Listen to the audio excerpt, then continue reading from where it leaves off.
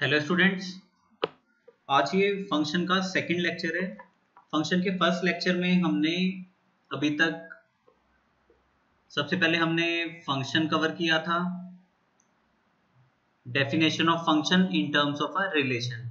ठीक है, फिर उसके बाद number of functions, then types of functions. Types of function में हमने वन वन फंक्शन कर लिया था। उसके बाद हमने किया था वन वन फंक्शन के लिए कंडीशंस। फिर test for one one function, उसमें हम दो टेस्ट कर चुके थे। First horizontal line test and second is monotonicity test. अभी उसके आगे हम कंटिन्यू करेंगे।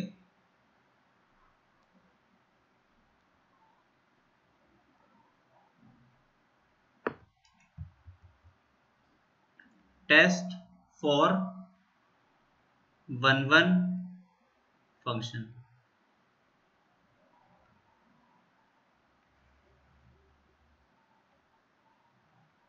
ठीक है, फर्स्ट टेस्ट हम कर चुके हैं, horizontal line test. Second test is monotonicity test.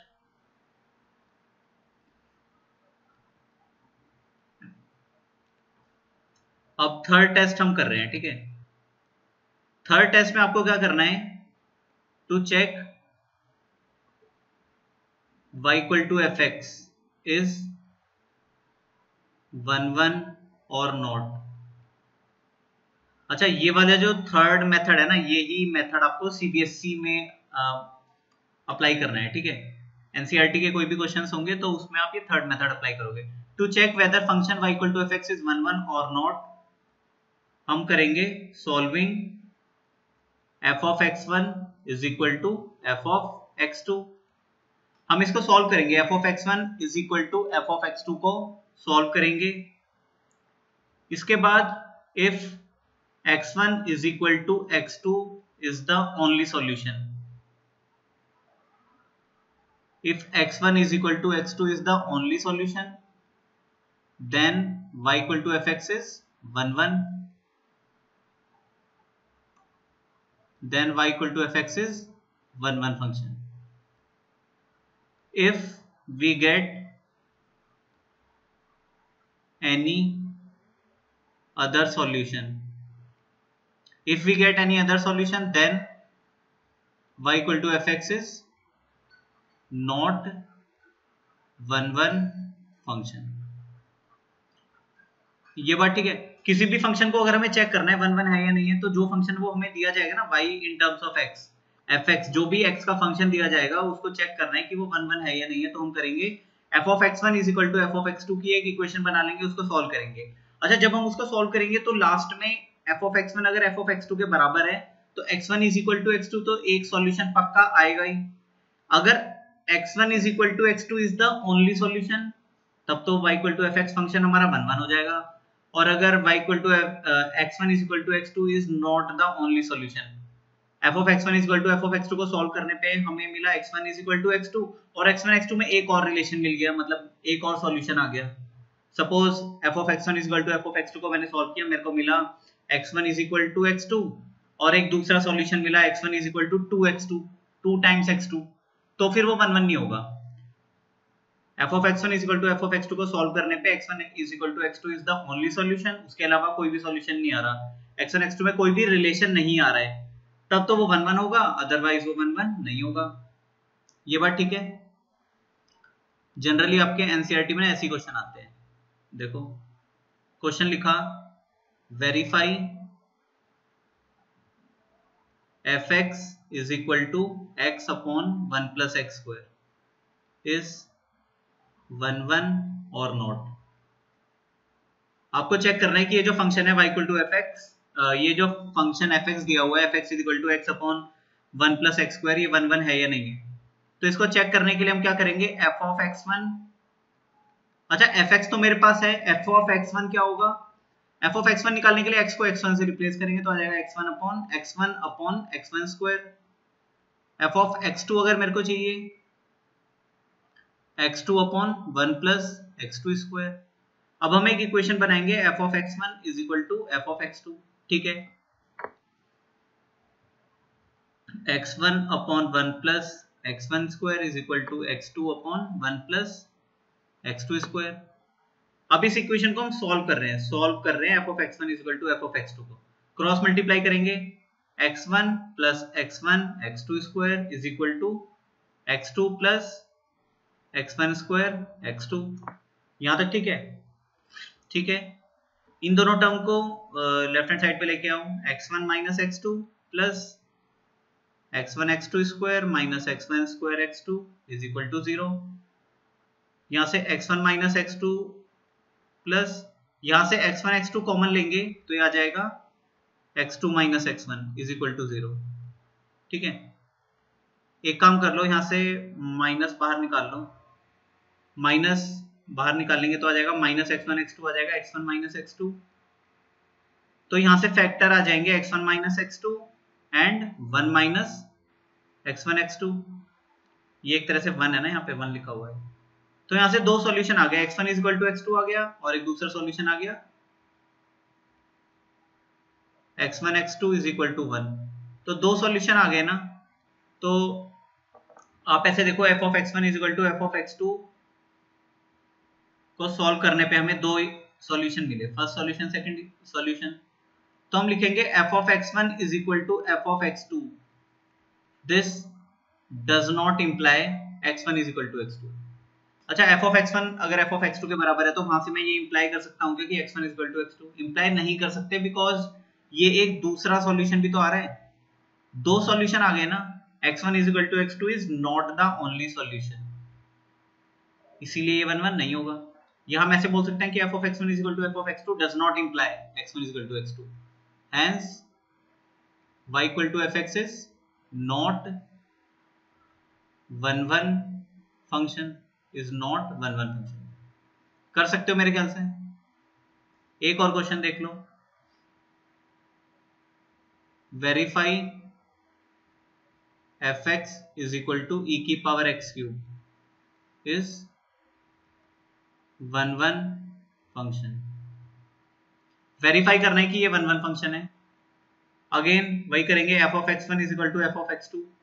f of x1 is equal to f of x2 को सॉल्व करेंगे। अगर x1 is equal to x2 is the only solution, मतलब सिर्फ और सिर्फ हमें x1 बराबर x2 मिला, उसके अलावा और कुछ भी नहीं मिला, कोई दूसरा सॉल्यूशन नहीं मिला, तब तो ये 1 1 हो जाएगा। अदरवाइज x1, अच्छा x1 is equal to, अब कोई बच्चा बोले कि f of x1 is equal to f of x2 को सॉल्व करके x1 is equal to x2 ही ना मिले, ऐसा नहीं होगा। f of x1 is equal to f of x2 का एक सॉल्यूशन x1 बराबर x2 तो पक्का आएगा, उसके अलावा और कोई दूसरा सॉल्यूशन भी आ गया तब तो 1 1 नहीं होगा, और कोई दूसरा सॉल्यूशन नहीं आया तब वो 1 1 होगा।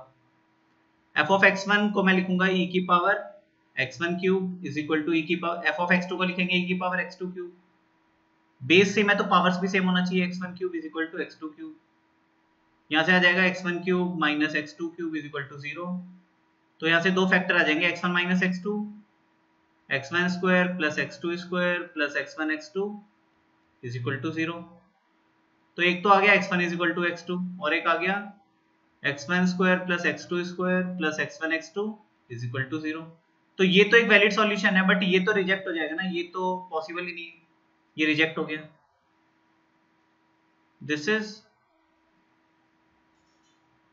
This is not a solution, क्योंकि इस इक्वेशन को, इस रिजल्ट को x1 और x2 की कोई भी रियल वैल्यू सेटिस्फाई नहीं करेंगी। ये बात ठीक है, x1 x2 की कोई भी रियल वैल्यू इस इक्वेशन को सेटिस्फाई नहीं करेंगी, तो ये सॉल्यूशन तो रिजेक्ट हो गया ना, this is not a solution. तो यहां से मैं ये बोल सकता हूं कि f of x1 is equal to f of x2। This imply, यहां से ये इंप्लाई कर सकते हैं कि x1 is equal to x2, hence fx is equal to e की power x cube is 1 1 function. कर सकते हो, ठीक है। ये सॉल्यूशन पॉसिबल नहीं है, this is not possible. Possible क्यों नहीं है? क्योंकि x और y, x1 और x2 की कोई भी रियल वैल्यू इस इक्वेशन को सेटिस्फाई नहीं करेंगी, इसके जो रूट्स होंगे ना वो इमेजिनरी होंगे, ठीक है।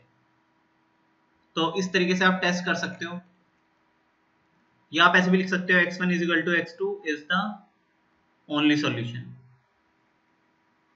x1 is equal to x2 is the only solution, hence y equal to e की power x cube is 1 function. ठीक है, टाइप्स ऑफ फंक्शन में अभी तक हमने first type of function cover किया है। ठीक है, अभी तक जो भी चल रहा था ना वो फर्स्ट टाइप चल रहा था। अब second type is many one function. ये तो बहुत ही आसान है। ठीक है, चलो, अ function which is not 1 a function which is not 1 is called many one function।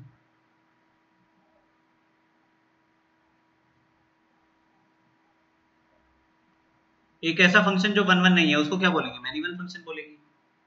Many one function की जैसे आप देखो, ये एक फंक्शन f मैंने डिफाइन किया सेट ए से सेट बी में। सेट ए है ABCD, सेट बी है 1 2 3 4। ठीक है, ए को मैंने 1 से मैप किया, बी को 1 से मैप किया, सी को 1 से मैप किया, डी को 3 से मैप किया। तो ये क्या है? ये 1 फंक्शन है क्या? अच्छा, ये फंक्शन है। फंक्शन है क्या? फंक्शन तो है, बिल्कुल ठीक है। सेट ए के सारे एलिमेंट मैप हो रहे हैं और सेट ए का कोई भी एलिमेंट 2 से मैप नहीं हो रहा। 1 है क्या? 1 फंक्शन तो नहीं है। सारे एलिमेंट्स की यूनिक इमेज तो नहीं है। मैनी वन है क्या? अच्छा, कोई फंक्शन अगर 1 नहीं है तो वो पक्का मैनी वन होगा। This is many one function. इसको हम मैनी वन मैपिंग में बोल सकते हैं। This is many one mapping. अच्छा, number of total functions, suppose चलो ऐसे लिख लिया, number of elements in set A p है, number of elements in set b is q, number of total functions defined from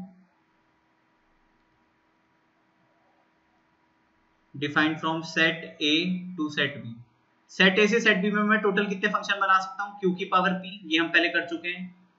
number of functions, number of 1 function लिख लिया। Number of 1 function defined from set A to set B. Set A से set B में number of 1 function कितने बनेंगे? बता दो कितने होंगे? Q C P into P factorial, ये हम कर चुके हैं। Q C P into P factorial. ठीक है, अब आप मेरे को बता दो number of many one function. ये भी कभी कभी आपके जेई के लिए इंपॉर्टेंट है। ठीक है, number of many one function बहुत आसान है। टोटल में से मैनी वन निकालने के लिए क्या करेंगे? टोटल में से 1 फंक्शन माइनस कर देंगे। टोटल में से 1 माइनस कर दो तो q की पावर p में से सब्ट्रैक्ट कर देंगे Q C P into P factorial. तो ये आ जाएगा number of many one function. ठीक है,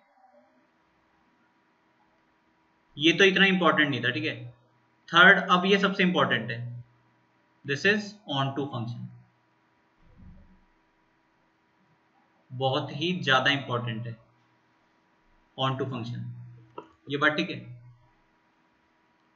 हमने लिखा a function f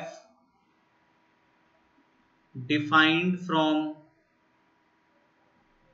set a to set b is called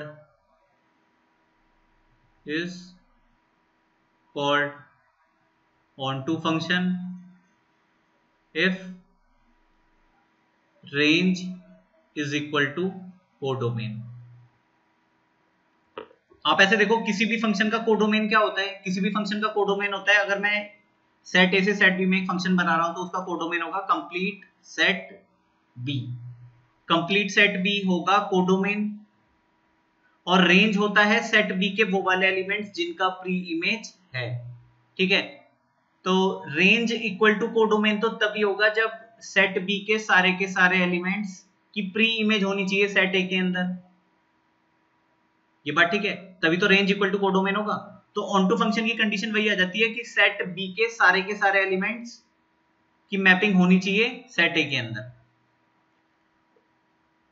ये बात ठीक है। इसको और करके मैं ऐसे भी लिख सकता हूं, और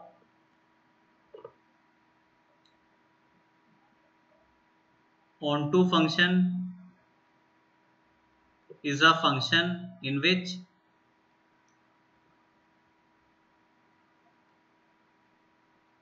all the elements of set B have their pre-image in set A। ये बात ठीक है। सेट बी के सारे एलिमेंट्स मैप होने चाहिए, बस आप इतना याद रखो। सेट ए से सेट बी में अगर मैं फंक्शन बना रहा हूं तो सेट बी के सारे एलिमेंट्स मैप होने चाहिए।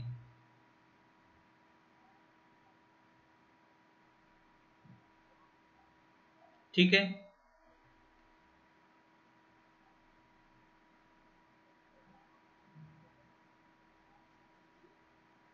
फॉर एग्जाम्पल सपोज ये मेरा एक सेट ए है, ये सेट बी है।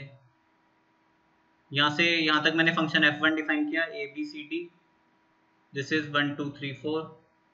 एक दूसरा एग्जांपल भी देख लो। सेट ए से सेट बी में हमने फंक्शन f2 डिफाइन किया, this is A B C D 1 2 3 4। ठीक है। ए को मैप किया 1 के साथ, बी को मैप किया 1 के साथ, सी को मैप किया 2 से, डी को मैप किया 3 से। तो अब आप बताओ ये इस फंक्शन का कोडोमेन क्या होगा? कोडोमेन क्या होगा? देखो, अच्छा सबसे पहले तो जिसकी भी बात कर रहे हैं वो फंक्शन तो होना ही चाहिए, फंक्शन नहीं होगा तो फिर तो बात ही नहीं करेंगे। ठीक है। कोडोमेन में आप क्या लिखोगे? कोडोमेन में आ जाएगा 1 2 3 4। और रेंज में क्या आएगा? रेंज में क्या आएगा? रेंज में आएगा 1 2 3। ये बात समझ आ रही है? कोडोमेन है 1 2 3 4, रेंज है 1 2 3। तो इसका मतलब क्या है? रेंज और कोडोमेन बराबर है क्या? रेंज और कोडोमेन बराबर नहीं है, तो इसीलिए ये वन ऑन टू फंक्शन होगा या नहीं होगा? This is not onto function. ये ऑन टू मैपिंग है क्या? Not onto mapping. ये जो मैपिंग की गई है this is not onto mapping. Onto mapping नहीं है। आप ऐसे देख लो ना कि सबसे पहले तो ऐसे देख लो, रेंज कोडोमेन के बराबर है क्या? रेंज और कोडोमेन बराबर है? नहीं है। कोडोमेन के अंदर 1 2 3 4 आ रहा है, रेंज के अंदर 1 2 3 आ रहा है, तो कोडोमेन वाला सेट और रेंज वाला सेट इक्वल नहीं है, इसीलिए ये ऑन टू फंक्शन नहीं है। फिर हमने लिखा था कि onto function is a function in which all the elements of set A have their pre image in set, all the elements of set B should have their pre image in set A. अच्छा, set B के अंदर जितने भी elements हैं उन सभी के सभी का प्री इमेज होना चाहिए। 1 का प्री इमेज है, यस है सेट ए के अंदर। 2 प्री इमेज है, उससे तो कोई दिक्कत नहीं है। 2 का प्री इमेज है, यस। 3 का प्री इमेज है, यस। 4 का तो कोई प्री इमेज नहीं है, तो सेट बी के सारे एलिमेंट्स का प्री इमेज नहीं है, इसीलिए ये ऑन टू फंक्शन नहीं है। ये बात ठीक है? चलो ऐसे देख लो।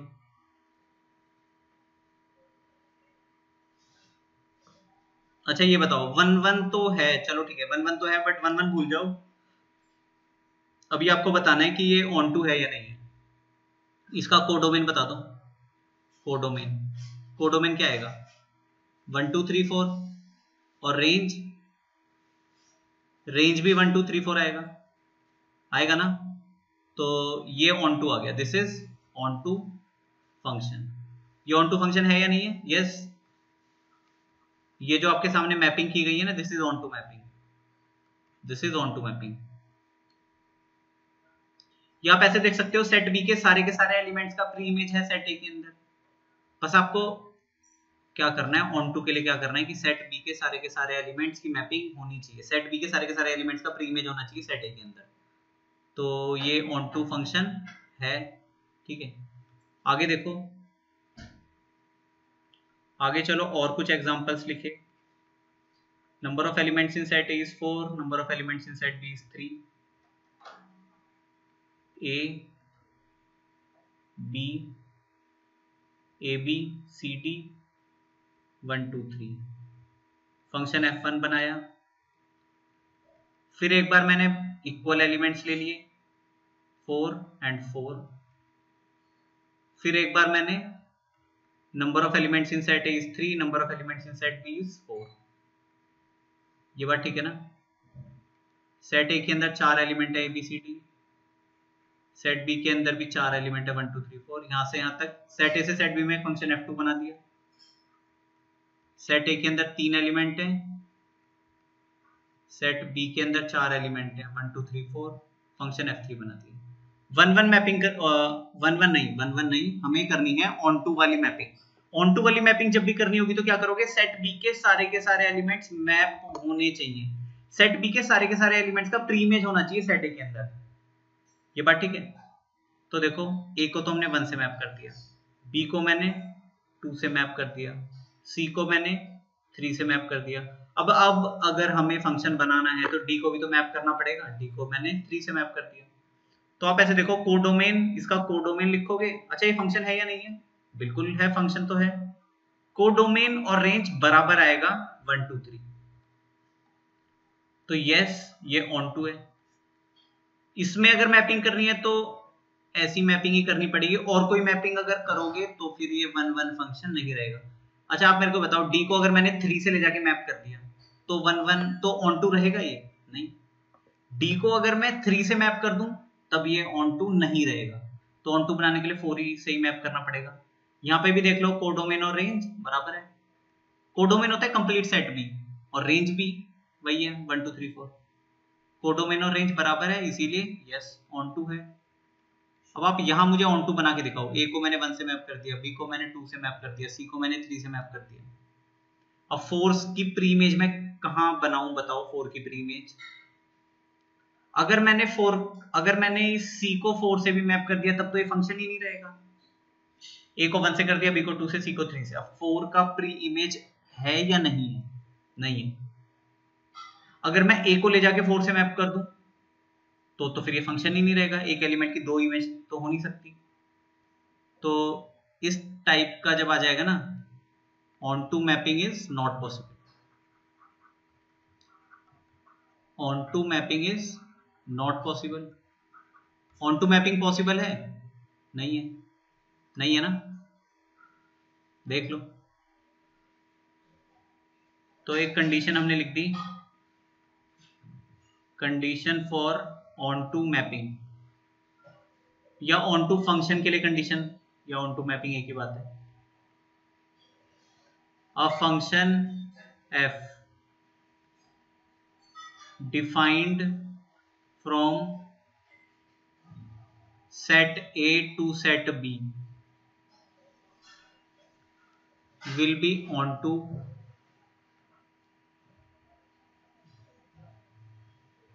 will have onto mapping possible। onto mapping possible कब होगी, when number of elements in set A should be greater than or equal to number of elements in set B। ये बात ठीक है। अगर ये कंडीशन नहीं है, मैं सेट ए से सेट बी में एक फंक्शन बना रहा हूं, अगर मैं चाहता हूं कि वो फंक्शन ऑन टू बने तो number of elements in set A should be greater than or equal to number of elements in set B. अगर बी के अंदर ज्यादा एलिमेंट हो गए, ए के अंदर कम एलिमेंट है, तो फिर ऑन टू मैपिंग पॉसिबल ही नहीं है, ऑन टू फंक्शन पॉसिबल ही नहीं है। ये बात ठीक है। ये अभी तो हमने चेक किया था, देखो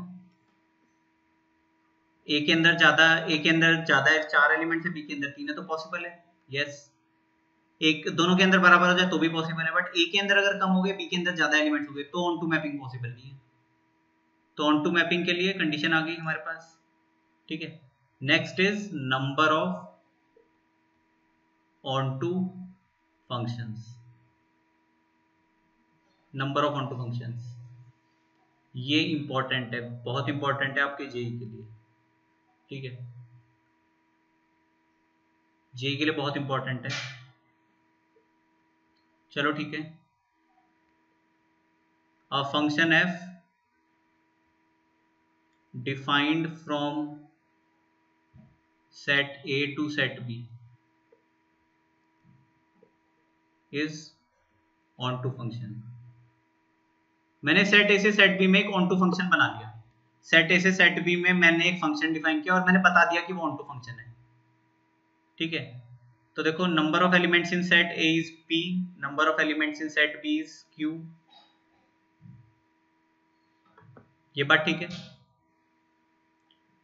तो मैंने लिखा नंबर ऑफ, अच्छा कंडीशन क्या होनी चाहिए, कंडीशन हमारे पास p greater than or equal to q, ये तो कंडीशन है ही हमारे पास, ठीक है। p greater than or equal to q ये तो कंडीशन है ही, तभी ये फॉर्मूला लगेगा। तो मैंने number one one function calculate करने के लिए आपको बोला number of one one function will be equal to number of ways of distribution of p different objects among q persons, p different objects among q persons such that each person will get at least one object. ये चीज अगर आपको समझ आ रही है तो सही है, ठीक है। ये आ गया, अब आ गया पीएनसी। ये पीएनसी का कॉन्सेप्ट है, ठीक है। आप इसको ऐसे समझो, एक बार पढ़ लो इसको अच्छे से, ऐसे समझो। देखो ये है मेरा सेट ए, ये है मेरा सेट बी। सेट ए के अंदर नंबर ऑफ एलिमेंट्स ज्यादा होंगे और सेट बी के अंदर कम होंगे। ये तो कंडीशन है ही, तभी तो ऑन टू फंक्शन बनेंगे, अदरवाइज तो ऑन टू फंक्शन बनेंगे।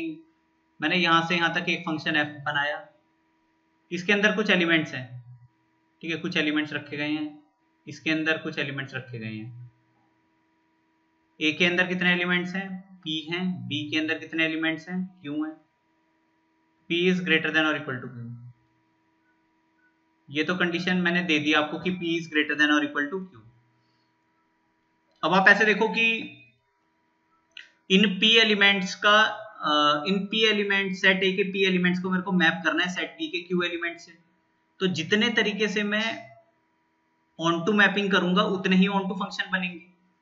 ऑन टू मैपिंग करने के लिए मैं क्या करूंगा, सेट बी के सारे एलिमेंट्स का प्री इमेज होना चाहिए सेट ए के अंदर, ठीक है।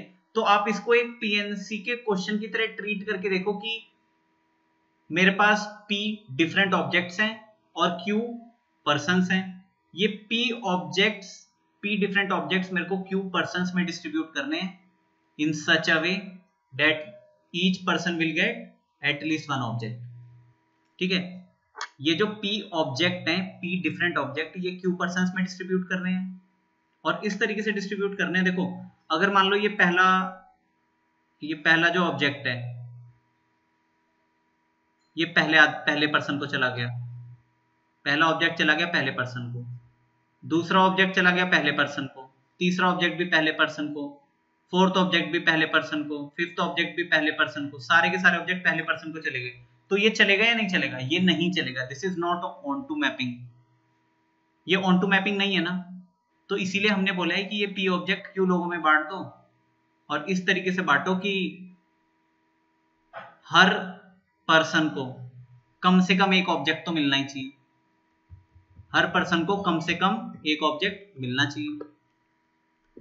इसको ना ऐसे मान लो, देखो सपोज सेट ए के अंदर 6 एलिमेंट हैं, सेट बी के अंदर 4 एलिमेंट है, तो ये 6 डिफरेंट चॉकलेट्स 4 बच्चों में बांटनी है और इस तरीके से बांटनी है कि हर बच्चे को कम से कम एक चॉकलेट मिले, ठीक है। तो ऐसा जब करेंगे तो क्या हो रहा होगा, ऐसा करते हुए ये हो रहा होगा कि 4 चॉकलेट तो एक एक करके 4 बच्चों में बट गई और जो 2 बची हुई चॉकलेट हैं वो कहीं भी बट जाएंगी, ऐसी तो होगा, ठीक है। तो P different objects Q persons में डिस्ट्रीब्यूट करने, तो इस तरह का जब क्वेश्चन होता है तो इसको हम सॉल्व करते हैं यूजिंग, मैं पीएनसी के डिटेल में नहीं जा रहा, ठीक है, पीएनसी की डिटेल में नहीं जा रहा, बट इस तरह का जब सिचुएशन होता है ना, बस आप इतना याद रखो कि इस तरह का जब भी सिचुएशन होता है मेरे पास कि P different objects Q persons में डिस्ट्रीब्यूट करने हैं और कंडीशन है each person will get at least one object. जब भी इस तरह की कंडीशन आ जाएगी तो हमारे पास पीएनसी में हमारे पास एक टूल होता है इंक्लूजन एक्सक्लूजन प्रिंसिपल। तो इस तरह की सिचुएशन जब भी आ जाएगी तो इंक्लूजन एक्सक्लूजन प्रिंसिपल लगाएंगे। तो P डिफरेंट ऑब्जेक्ट अगर Q पर्सन्स में डिस्ट्रीब्यूट करने हैं, each will get at least one object, तो इसका इंक्लूजन एक्सक्लूजन प्रिंसिपल लगाने के बाद एक फॉर्मूला बनता है हमारे पास Q की power P minus QC1 into Q minus 1 की power P plus QC2 Q minus 2 की पावर P, फिर आ जाएगा माइनस QC3 Q माइनस 3 की पावर P फिर प्लस QC4 Q-4 की power P and so on, ऐसे ही चलता रहेगा। लास्ट में जाके क्या होगा, लास्ट में जाके जो टर्म 0 बन जाएगा वहां जाकर रुक जाना। लास्ट टर्म अगर आप लिखना चाहो ना, मैं लिख देता हूं, देखो लास्ट में जाके कहीं ना कहीं QCQ आ जाएगा और वो Q-Q की पावर 0 दे देगा, तो वहां जाके रुक जाना, क्योंकि ये Q-Q तो 0 नहीं बन गया, इसकी पावर P, इसकी पावर P, Q-Q की पावर P, Q-Q तो 0 बन जाएगा, तो यहां जाके रुक जाना। और इसका देखो अभी हो क्या रहा है, Q की पावर P ऑल्टरनेट तो प्लस माइनस आ रहा है, इस फॉर्मूले के अंदर ऑल्टरनेट प्लस माइनस चलता है, ऑल्टरनेट प्लस माइनस चलेगा, और वो पैटर्न तो आप देख ही रहे हो, ठीक है। तो सेट ए के अंदर P एलिमेंट्स हैं, सेट बी के अंदर Q एलिमेंट्स हैं, इन P एलिमेंट्स को अगर मेरे को Q एलिमेंट्स के साथ मैप करना है, 1-1 ऑन टू मैपिंग करनी है, तो इसको मैं एक टीएनसी के क्वेश्चन की तरह ट्रीट करूंगा कि number of ways of in P elements को Q एलिमेंट्स के साथ मैप करना है in such a way that the function should be onto function. तो these number of onto mapping will be same as that of number of ways of distribution of P different objects among Q persons in such a way that each person will get at least one object। तो ये आ गया, ठीक है। अब आप इसको ऐसे देख लो कि 2 पे पॉजिटिव दे रहा है ना, तो एक -1 की पावर Q और लगा दिया प्लस, ठीक है। तो ये फॉर्मूला आ गया, इस फॉर्मूले को मैं बस यहीं पे लिख दिया, ठीक है, याद कर लेना अगर याद हो जाए तो, ठीक है। 2018 जेई में क्वेश्चन आया, एडवांस में क्वेश्चन आया, इसमें जाके देख लेना। 2018 एडवांस का जो क्वेश्चन था उसमें क्या था, number of 1-1 function and number of onto functions पे बेस्ड था वो, ठीक है। अच्छा एक चीज मैं गलत लिख दी, दिस इज नॉट 1-1, ये क्या है, नंबर ऑफ 1-1 नहीं है, दिस इज ऑन टू, ठीक है। Number of onto functions की बात कर रहे हैं। ये फॉर्मूला मैं चलो एक बार लगाना सिखा देता हूं आपको, एक एग्जांपल देख लो। सेट ए के अंदर 5 एलिमेंट हैं, सेट बी के अंदर 6 एलिमेंट है, number of onto function बता दो। Number of onto functions तो 0 होंगे, बनेंगे ही नहीं ऑन टू फंक्शन, क्योंकि सेट ए के अंदर 5 एलिमेंट है, सेट बी के अंदर 6 एलिमेंट है। तो ये तो एक ऐसा पीएनसी का क्वेश्चन आ गया कि इन 5 डिफरेंट ऑब्जेक्ट्स को 6 बच्चों में बांटने हैं, 5 डिफरेंट चॉकलेट 6 बच्चों में बांटनी है in such a way that each children should get at least 1 object. 5 object 6 बच्चों में बांटने और हर बच्चे को कम से कम एक ऑब्जेक्ट मिलना चाहिए, तो ऐसा तो पॉसिबल ही नहीं है, तो इसीलिए ऑन टू मैपिंग पॉसिबल नहीं है। अच्छा इसमें वो वाली कंडीशन वायलेट नहीं हो गई, n number of elements in A should be greater than or equal to number of elements in B, ये वाली कंडीशन वायलेट हो गई, तो इसीलिए ऑन टू मैपिंग तो पॉसिबल ही नहीं है, ऑन टू फंक्शन 0 होंगे। Number of elements in set A is 7, number of elements in set B is 6। अब मैं लिख सकता हूं number of onto functions, number of onto functions मैं लिखूंगा, देखो p का काम 7 कर रहा है, q का काम 6 कर रहा है, तो मैं लिखूंगा 6 की पावर 7 माइनस 6c1, 6 माइनस 1 की पावर 7 प्लस 6c2, 6 माइनस 2 की पावर 7, ऑल्टरनेट प्लस माइनस चलेगा, ये पैटर्न याद रख लो, या तो 6c3, 6 माइनस 3 की पावर 7 प्लस 6c4, 6 माइनस 4 की पावर 7। अब ये कैसे आया ना, ये इंक्लूजन एक्सक्लूजन प्रिंसिपल से आया, वो आप पीएनसी में जाके पढ़ो, ठीक है, क्योंकि यहां तो मैं वो चीज नहीं पढ़ा सकता आपको। प्लस 6c6, 6 माइनस 6 की पावर 7। अच्छा ये टर्म लिखने की जरूरत ही नहीं है, ये तो 0 बन गया, 6 माइनस 6 आ गया ना, वो तो 0 बन जाएगा, तो इस वाले टर्म को तो लिखने की जरूरत नहीं है ना, दिस इज 0, और इससे आगे तो लिखोगे ही नहीं, तो ये आंसर आ जाएगा, ठीक है। अच्छा कुछ बच्चों को ये अच्छा नहीं लग रहा होगा, ये बड़ा सा फॉर्मूला ना अच्छा नहीं लग रहा ना, अगर कुछ बच्चों को अच्छा नहीं लग रहा है तो उनके लिए एक दूसरा तरीका है मेरे पास, मेथड 1, दिस इज मेथड 1। एक दूसरा मेथड है, बट बुरी बात यह है कि, अच्छी बात यह है कि ये भी पीएनसी से आएगा। पीएनसी में आपने एक टॉपिक पढ़ा होगा ग्रुपिंग, डिवीजन एंड डिस्ट्रीब्यूशन।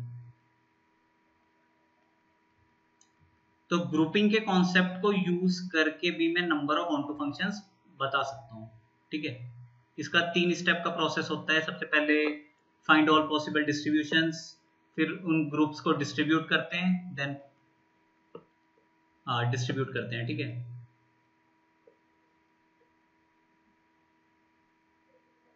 तो ये आप पीएनसी में जाके पढ़ना, ठीक है।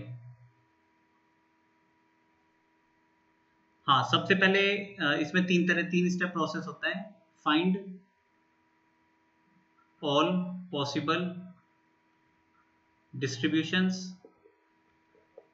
फाइंड ऑल पॉसिबल डिस्ट्रीब्यूशंस, फिर सेकंड स्टेप में यूज ग्रुपिंग, ग्रुपिंग को यूज करते हैं, ग्रुप बनाते हैं, फिर थर्ड स्टेप में डिस्ट्रीब्यूट ग्रुप्स को डिस्ट्रीब्यूट करते हैं, ठीक है। तो टोटल नंबर ऑफ वेज जो आते हैं ना यहाँ पे, total number of ways of grouping, total number of ways of group division and distribution. Group बनाने में और ग्रुप को डिस्ट्रीब्यूट करने में जो टोटल नंबर ऑफ वेज आते हैं वो number of onto functions के इक्वल आता है, ठीक है।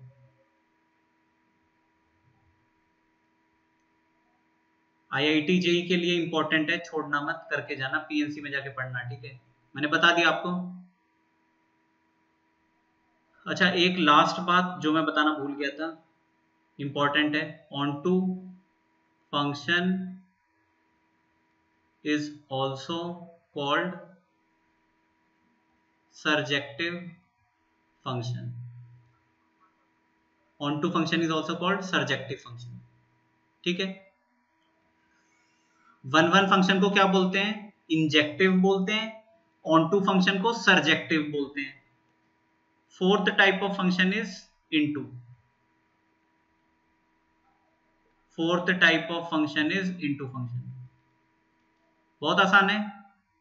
A function which is not a function which is not onto is called into function. A function which is not onto, अगर कोई फंक्शन onto नहीं है तो उसको क्या बोलोगे? into function. अच्छा, into function के लिए क्या होगा? for into function range is a subset of codomain. Codomain तो कंप्लीट सेट भी होता है। अगर रेंज कोडोमेन का सबसेट है तब वो ऑन टू इनटू फंक्शन बन जाएगा, और रेंज अगर कोडोमेन के बराबर है तब वो ऑन टू फंक्शन बनेगा, ठीक है ना। एक और टाइप लिख लिया, बाइजेक्टिव फंक्शन, ठीक है। Bijective function is also called invertible function. ये इंपॉर्टेंट है। Bijective function is also called invertible function. Invertible function का मतलब है इनवर्स एग्जिस्ट। अगर किसी फंक्शन का इनवर्स एग्जिस्ट कर रहा है तो उसको इन्वर्टिबल बोलते हैं। तो एक बात अब हमेशा याद रखना, बाइजेक्टिव फंक्शन का इनवर्स हमेशा एग्जिस्ट करता है। अब अगर हम आगे चल के पढ़ेंगे इनवर्स फंक्शन, तो मैं आपसे पूछूंगा कि किन फंक्शन का इनवर्स एग्जिस्ट करता है और किन फंक्शंस का इनवर्स एग्जिस्ट नहीं करता है। तो आपका आंसर क्या होना चाहिए? अगर एक फंक्शन बाइजेक्टिव है तो उसका इनवर्स एग्जिस्ट करेगा, अगर कोई फंक्शन बाइजेक्टिव नहीं है तो उसका इनवर्स एग्जिस्ट नहीं करेगा। ये बात ठीक है। अब आ जाते हैं बाइजेक्टिव क्या होता है। A function which is injective as well as surjective. A function which is injective as well as surjective is called bijective function. तो यहां से एक बहुत अच्छे रिजल्ट हम बना सकते हैं। देखो, यहां से काफी सारी चीजें आपको क्लियर होने लग जाएंगी, ठीक है। सबसे पहले इंजेक्टिव फंक्शन क्या होता है? One function is also called injective function. Injective बोलो या वन बोलो, एक ही बात है। मैनी वन क्या होता है? एक ऐसा फंक्शन जो वन नहीं है उसको मैनी वन बोलेंगे। ऑन टू क्या होगा? ऑन टू फंक्शन को हम सर्जेक्टिव बोलेंगे, सर्जेक्टिव। और एक ऐसा फंक्शन जो ऑन टू नहीं है उसको क्या बोलेंगे, इनटू फंक्शन। अब बाइजेक्टिव की बात आती है। किसी भी फंक्शन को बाइजेक्टिव तब बोलेंगे जब वो इंजेक्टिव भी होगा और सरजेक्टिव भी होगा। इसका मतलब एक ऐसा फंक्शन जो 1 1 भी है ऑन टू भी है उस फंक्शन को हम क्या बोलेंगे, एक ऐसा फंक्शन जो 1 1 भी है ऑन टू भी है उसको बोलेंगे बाइजेक्टिव फंक्शन। और बाइजेक्टिव फंक्शन का मतलब है कि उसका इनवर्स एग्जिस्ट करेगा। बाइजेक्टिव फंक्शन को इन्वर्टिबल भी बोलेंगे, ठीक है। तो अब अगर मैं आपसे पूछूं कि किसी भी फंक्शन का इनवर्स एग्जिस्ट कब करेगा, किसी भी फंक्शन का इनवर्स एग्जिस्ट कब करेगा, जब वो फंक्शन बाइजेक्टिव हो। बाइजेक्टिव का मतलब वो function injective as well as surjective होना चाहिए। तो इसका मतलब है वो फंक्शन 1 1 होना चाहिए, ऑन टू भी होना चाहिए, ठीक है। समझ आ रहा है, ठीक है। अब आप ऐसे समझो कि अच्छा अगला जो चैप्टर है वो है ITF, inverse trigonometric function. Sine x का इनवर्स होता है साइन इनवर्स एक्स। आप पढ़ोगे आगे चल के sine inverse x, cos inverse x, tan inverse x. तो सबसे पहले आप मेरे को ये बता दो साइन एक्स का जो ग्राफ होता है वो 1 1 है या नहीं है। साइन एक्स पहले इंक्रीज कर रहा है, फिर डिक्रीज कर रहा है, इंक्रीज कर रहा है, डिक्रीज कर रहा है, ऐसी तो होता है। तो साइन एक्स मोनोटोनिक तो नहीं है, साइन एक्स का ग्राफ मोनोटोनिक नहीं है। हॉरिजॉन्टल लाइन टेस्ट करके देख लो, फेल हो जाएगा। तो सबसे पहली बात, साइन एक्स का ग्राफ 1 1 नहीं है। साइन एक्स का graph injective function, sine x injective function नहीं है। साइन एक्स इंजेक्टिव नहीं है तो बाइजेक्टिव होगा कभी। सरजेक्टिव की तो हम बात ही नहीं कर रहे। बाइजेक्ट साइन एक्स का फंक्शन 1 1 नहीं है तो इंजेक्टिव नहीं है, इंजेक्टिव नहीं है तो बाइजेक्टिव भी नहीं होगा। बाइजेक्टिव नहीं है तो उसका इनवर्स एग्जिस्ट नहीं करेगा। तो अब मैं एक स्टेटमेंट दे रहा हूं आपको कि sin x is not bijective function because sin x is not 1 1 function, hence inverse of sin x does not exist। ये जो बात बोली है ना मैंने, करेक्ट है ये। अब आप सोचना कि sin x का इनवर्स एग्जिस्ट नहीं करता तो अगले चैप्टर में जो हम पढ़ने वाले हैं sin इनवर्स x वो क्या है, ठीक है। सोच के देखना, एक बार मैं दोबारा बता रहा हूं। sin x 1 1 नहीं होता है, हॉरिजॉन्टल लाइन टेस्ट से देख लो या मोनोटोनोसिटी टेस्ट से देख लो या f of x1 बराबर f of x2 करके वहां से निकाल के देख लो। sin x 1 1 नहीं होता, इंजेक्टिव नहीं होगा, इंजेक्टिव नहीं है तो बाइजेक्टिव भी नहीं होगा, बाइजेक्टिव नहीं है तो इन्वर्टिबल नहीं होगा, इन्वर्टिबल नहीं है तो उसका इनवर्स एग्जिस्ट नहीं करेगा। तो मैं एक स्टेटमेंट दे रहा हूं आपको, sin x is not bijective, sin x is not injective, not bijective, not invertible, inverse of sin x does not exist।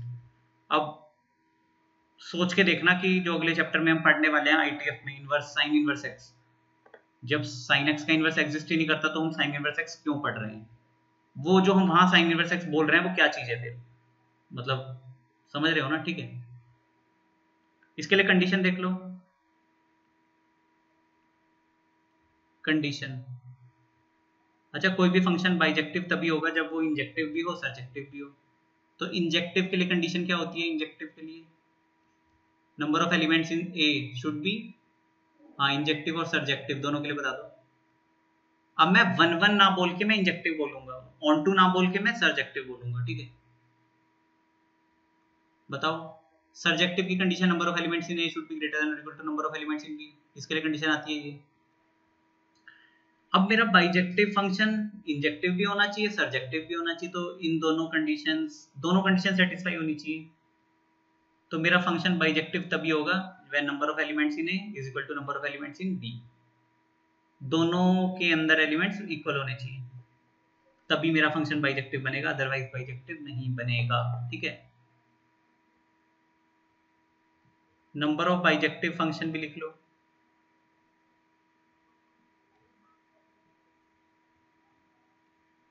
Suppose set A के अंदर और सेट बी के अंदर दोनों के अंदर p नंबर ऑफ एलिमेंट्स हैं, तो नंबर ऑफ बाइजेक्टिव फंक्शन आ जाएगा p फैक्टोरियल, ठीक है। इसके लिए क्या होगा, सेट ए के अंदर और सेट बी के अंदर दोनों के अंदर नंबर ऑफ एलिमेंट्स इक्वल होगा। दोनों के अंदर सपोज p एलिमेंट्स है तो number of bijective function p factorial आ जाएगा। इसको ऐसे समझ सकते हो कि पहले सेट ए के अंदर p एलिमेंट्स हैं, सेट b के अंदर भी p एलिमेंट्स हैं। इन सेट ए के p एलिमेंट्स को सेट b के p एलिमेंट्स के साथ मैप करना है। 1 1 भी होना चाहिए, ऑन टू भी होना चाहिए।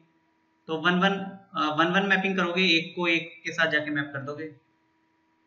तो ये जो p डिफरेंट ऑब्जेक्ट्स हैं ये p पर्सन्स में डिस्ट्रीब्यूट करने हैं एंड 1 टू ईच, एक को एक जाएगा।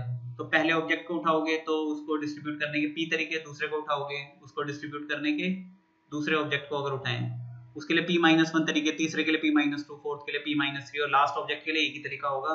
तो p into p-1 into p-2 and so on till 3 into 2 into 1, वो p फैक्टोरियल आ जाएगा। Answer is p factorial. ये बात ठीक है? ठीक है, मेरे अकॉर्डिंगली थ्योरी पार्ट तो कंप्लीट है, बाकी क्वेश्चंस हम नेक्स्ट क्लास में करेंगे और आगे आने वाले क्वेश्चंस भी आप ट्राई करो। ठीक है, फंक्शन पे बेस्ड जो क्वेश्चंस हैं वो ट्राई करो, मतलब थर्ड एक्सरसाइज आप मान सकते हो। ठीक है, एक बार स्टार्टिंग से देख लो।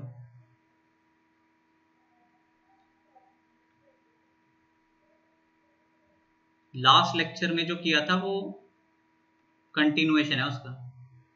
This is function, second lecture.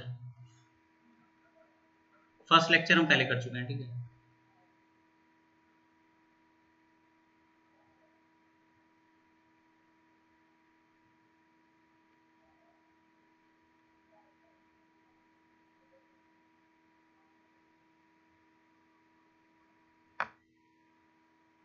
ठीक है, थैंक यू।